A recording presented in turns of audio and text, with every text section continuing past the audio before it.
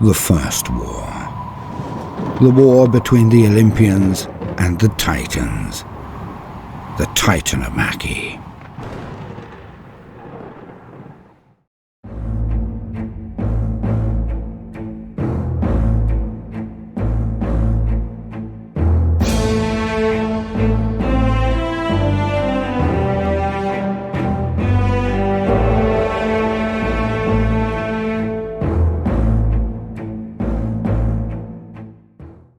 Hello guys, welcome back to Candidscape. जैसा कि आपको याद होगा, पिछली वीडियो में हमने डिस्कस किया था about the most famous Greek Wars and उस पे बेस्ड कुछ मूवीज भी जो आप अपने फ्री टाइम में देख सकें और हिस्टोरिक इनसाइट्स ले सकें। अब थोड़ा सा और पीछे चलते हैं और इन वॉर से भी पहले का टाइम डिस्कस करते हैं, जो था ओलंपियन गॉड्स का दौर। अब जैसे हमारे हिंदुइज्म में कई सारे गॉड्स एंड गॉडेसेस हैं और सबकी अपनी अपनी मान्यता है, वैसे ही ग्रीक माइथोलॉजी भी अपनी हिस्ट्री में काफ़ी रिच है एंड उसमें भी आपको ऐसे कई गॉड्स एंड गॉडेसेस और उनकी एपिक बैक स्टोरीज मिलेगी। तो देर किस बात की, let's start. But first, for the sake of Greek gods, go and subscribe our channel. अब आप पूछोगे, ओलंपियन गॉड्स क्या हैं? ओलंपिक में पार्टिसिपेट करते थे क्या? नहीं, ओलंपियन गॉड्स 12 ग्रीक गॉड्स को कहा जाता है जो सब माउंट ओलंपस माउंटेन में रहते थे। चलिए, आपको ओलंपियन गॉड्स के बारे में बता ही दिया है तो टाइटैनोमैकी के बारे में भी एक्सप्लेन कर ही देते हैं। सो ग्रीक माइथोलॉजी में बेसिकली दो ग्रुप थे, एक ओल्ड गॉड्स जिसको हम टाइटन्स कहते थे और एक न्यू जनरेशन ऑफ गॉड्स जिनको हम ओलंपियन गॉड्स कहते थे। अब ये ओल्ड एंड न्यू गॉड्स के बीच हुए 10 ईयर लॉन्ग बैटल को ही हम टाइटैनोमैकी कहते हैं। ग्रीक माइथोलॉजी में ज्यूस को हम किंग ऑफ द गॉड्स कहते हैं, वैसे ही जैसे हिंदुइज्म में हम इंद्र को किंग ऑफ गॉड्स कहते हैं। इन्होंने ओलंपियन गॉड्स को लीड किया था टाइटैनोमैकी के दौरान।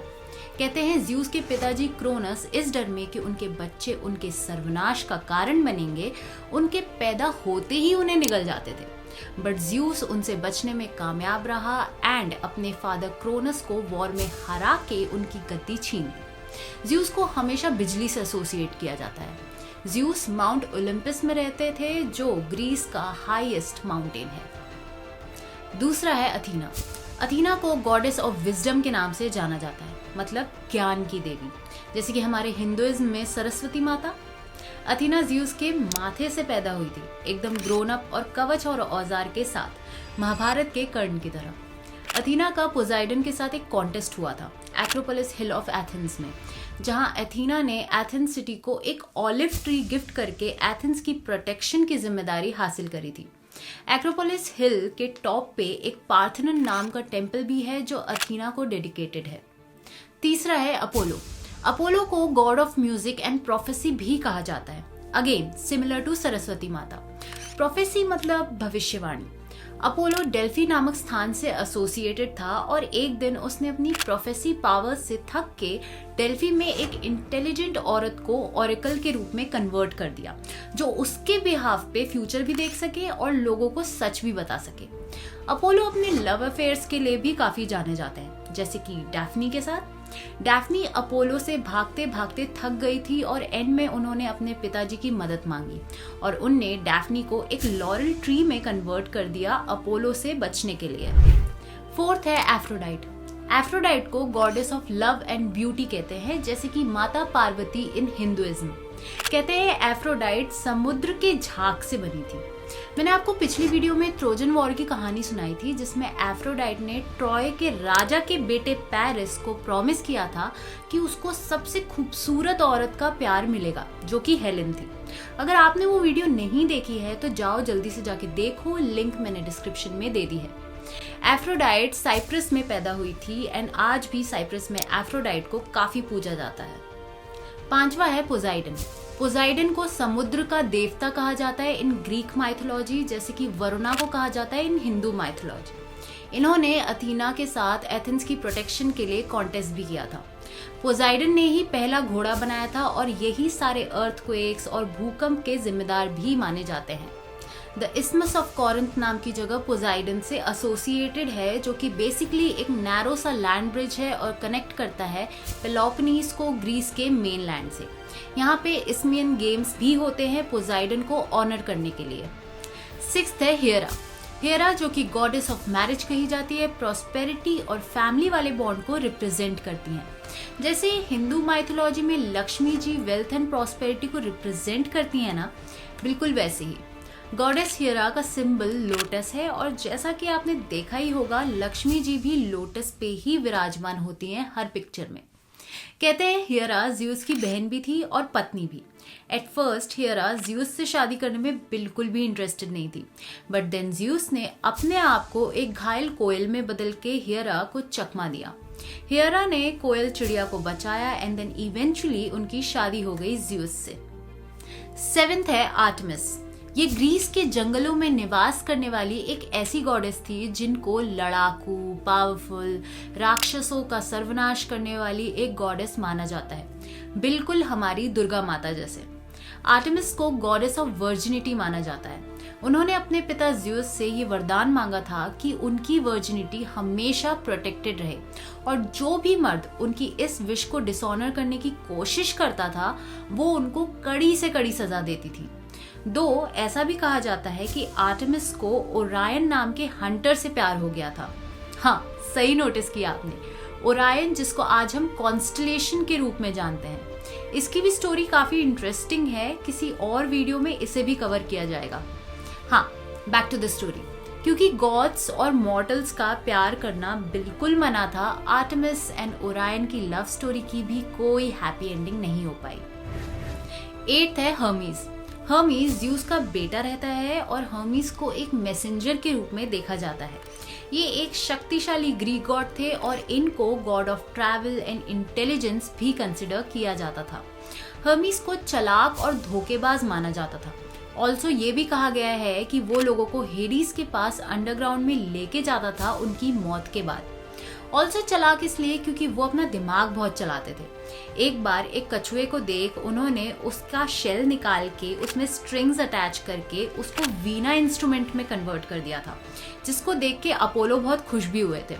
इनकी काफी सारी लवर्स भी थी, इंक्लूडिंग द गॉडेस एफ्रोडाइट। कहते हैं एक बार हर्मीज ने अपोलो के पालतू जानवर भी चुरा लिए थे और इसलिए इनको गॉड ऑफ कैटल भी कहते हैं। 9th है एरीज। इनका रेसिडेंस या तो माउंट ओलंपस में था या एंशिएंट थ्रेस में। थ्रेस बाल्कन पेनिनसुला के पास लोकेटेड थी और आज की डेट में देखा जाए तो मॉडर्न डे बुल्गारिया के काफी पार्ट्स को हम थ्रेशियन टेरिटरी कंसिडर कर सकते हैं। एरीज को गॉड ऑफ वॉर के तौर पे कंसिडर किया जाता है और इनका हिंदुइज्म में इक्विवेलेंट देखा जाए तो हम कार्तिकेय को मान सकते हैं, क्योंकि वो भी शक्तिशाली थे और अपनी आर्मी के कमांडर थे। एरीज ज़्यूस और हेरा का बेटा था। बचपन में एरीज पे इतना कम ध्यान दिया गया था कि एक बार 2 दानवों ने इनको कैद करके रख लिया था एक पीतल के जार में फॉर ऑलमोस्ट 13 मंथ्स, जिसके बाद फाइनली हर्मीज ने एरीज को रेस्क्यू किया था। कहते हैं एरीज का एफ्रोडाइट के साथ एक एक्स्ट्रा मैरिटल अफेयर भी चला था। 10th है हफीस्टस। हफीस्टस को कारीगर, लोहार, कारपेंटर्स, आग, इन सब के गॉड के रूप में देखा जाता था। इनको हम मान सकते हैं कि विश्वकर्मा के जैसे थे, जो भगवानों के वेपन्स वगैरह को डिजाइन करते थे। इनकी एक बैक स्टोरी ये भी है कि ज़्यूस इनसे काफी ज्यादा चिढ़ते थे, क्योंकि सारे गॉड गॉडेसेस काफी सुंदर दिखते थे। बट अनफॉर्चुनेटली हफीस्टस का थोड़ा डिफॉर्म्ड सा और थोड़ा अगली सा चेहरा था, जो कि काफी वियर्ड रीजन है किसी को नापसंद करने का। बट ये चीज इतनी ज्यादा बढ़ गई थी कि ज़्यूस या हेरा में से किसी एक ने इनको माउंट ओलंपस से निकाल दिया था। इनकी शादी एफ्रोडाइट से हुई थी जबरदस्ती ज़्यूस के कहने पे, बट एफ्रोडाइट ने इनको चीट करके एरीज से एक्स्ट्रा मैरिटल अफेयर चलाया था, जैसे कि हमने इससे पहले आपको बता ही दिया है। 11th है डेमीटर। डेमीटर को गॉडेस ऑफ एग्रीकल्चर यानी खेती बाड़ी की गॉडेस माना जाता है, ठीक अन्नपूर्णा माता की तरह। आपको पिछली किसी वीडियो में हमने बताया भी था कैसे अन्नकूट या गोवर्धन पूजा पे हम अच्छे हार्वेस्ट के लिए अन्नपूर्णा देवी को पूजते हैं। याद आया ना? चलो, coming back to Demeter. Demeter की बेटी का नाम पर्सेफनी था और इन दोनों माँ बेटी के बीच के प्यार की कहानियां भी काफी मशहूर हैं ग्रीक कल्चर में। कहते हैं डेमीटर को उसके पिताजी ने निगल लिया था उसके जन्म के बाद, बट ज़्यूस जो उनके भाई थे उन्होंने उनको बचाया एंड देन डेमीटर का अफेयर अपने ही भाई ज़्यूस से चल गया था, जिससे उनको उनकी बेटी पर्सेफनी हुई। एंड फाइनली हमारे last Olympian God Hades. Hades को रूलर ऑफ अंडरवर्ल्ड कहा जाता है, जो कि आफ्टर लाइफ का सिस्टम देखते हैं और मरने के बाद लोगों की आत्माओं को इंसाफ दिलाते हैं। Sound similar right? बताओ किससे? राइट, स्मार्ट हो गए हो आप तो। ऑब्वियसली यमराज। लाइफ हो तो ऐसी मूवी में देखा था ना, कैसे संजय दत्त यमराज बन के शाहिद कपूर को ऊपर ले जाता है। जोक्स अपार्ट, हेडीज भी डेमीटर, ज़्यूस, हियरा इन सब का भाई था और इन्हें भी क्रोनस यानी कि इनके पिताजी निगलने वाले थे। But as we all know, Zeus ने इन सबको बचा लिया था। हेडीज हमें सिखाता है कि मौत जिंदगी का एक पार्ट है और हमें इसे एक्सेप्ट करना आना चाहिए। तो ये थे 12 ग्रीक गॉड्स एंड उनकी कुछ बैक स्टोरीज। वैसे इनसे काफी मिलते जुलते गॉड्स नॉर्स माइथोलॉजी में भी हैं, जिसमें थॉर और लोकी जैसे गॉड्स हैं। हाँ, थॉर, मार्वल की मूवीज याद आ गई ना? थॉर सुपर हीरो यहीं से इंस्पायर्ड है। नॉर्स माइथोलॉजी के बारे में भी हम किसी दिन थॉरली डिस्कस करेंगे। तो आपको बस हमारे कमेंट सेक्शन में जाके ये बताना है कि आपको ये वीडियो कैसी लगी। वी प्रॉमिस कि हम ऐसी और भी दिलचस्प कहानियां और उनसे जुड़ी प्लेसेस आपके सामने लाएंगे। बट उससे पहले go and subscribe our channel if you still haven't, and also do not forget to like and share it with your friends and family. मिलते हैं अब नेक्स्ट वीडियो में। Till then, tata, bye bye and sayonara.